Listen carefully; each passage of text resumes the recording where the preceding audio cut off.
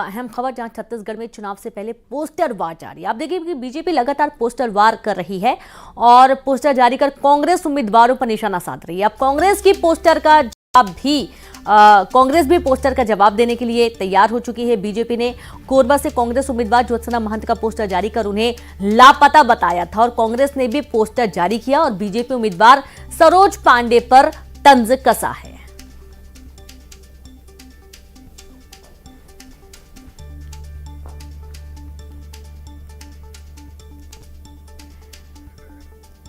तो आप ये देखिए कि दो बड़े चेहरे, एक तरफ ज्योत्सना महंत और दूसरी तरफ सरोज पांडे।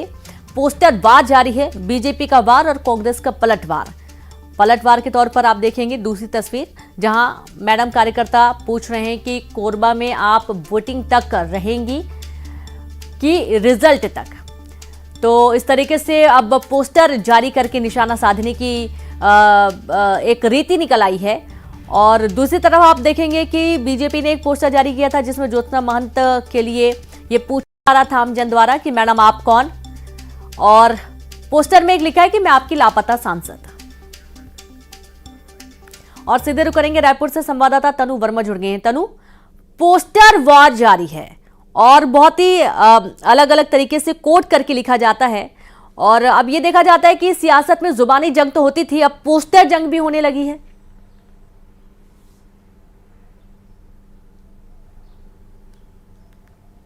जी बिल्कुल, देखिए भाजपा जो है पोस्टर जारी करके लगातार कांग्रेस पर जो है हमलावर है और अपने सोशल मीडिया अकाउंट पर कार्टून वाले पोस्टर्स जारी करके भाजपा जो है कांग्रेस के पूर्व मंत्रियों पर निशाना साधते जो है नजर आ रही है। छत्तीसगढ़ में 3 चरण में लोकसभा चुनाव का मतदान होना है और उससे पहले करीब 1 हफ्ते से भाजपा का ये पोस्टर वॉर है जो जारी है अब तक।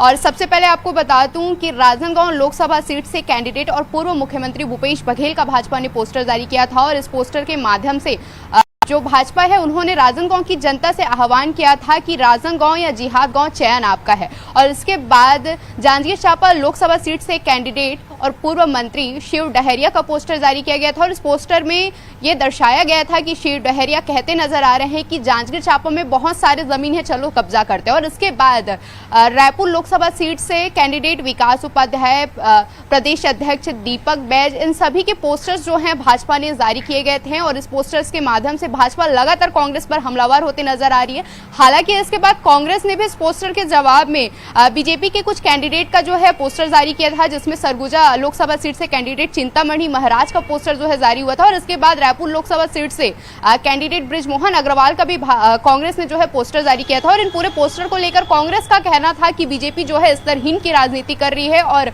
जो पोस्टर्स में कोट लिखे जा रहे हैं वो एक निराधार बयान है भाजपा की ओर से। और इसके बाद हमने कोरबा लोकसभा से सांसद कोरबा लोकसभा सीट से कैंडिडेट और इससे पहले की सांसद जो ज्योत्सना महंत का भी पोस्टर हमने देखा, जिसमें ज्योत्सना महंत, 2 व्यक्ति जो हैं ज्योत्सना महंत से पूछते नजर आ रहे हैं कि मैडम आप कौन, और ज्योत्सना महंत उनमें जवाब दे रही कि मैं आपकी लापता सांसद। शुक्रिया आपका तनु तमाम जानकारी के लिए। तो इस तरीके से आप देखिए कि पोस्टर वार किया जा रहा है।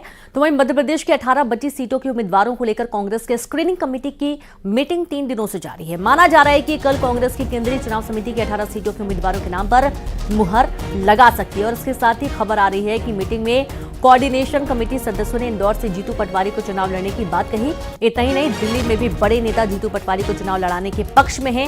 फिलहाल विदिशा से देवेंद्र पटेल का नाम लगभग तय माना जा रहा है और इसी तरह उज्जैन से महेश परमार, शहडोल से फुंदीलाल सिंह मार्को, रीवा से नीलम मिश्रा, बालाघाट से हिना काबरे और राजगढ़ से रामचंद्र दांगी का नाम लगभग तय माना जा रहा है।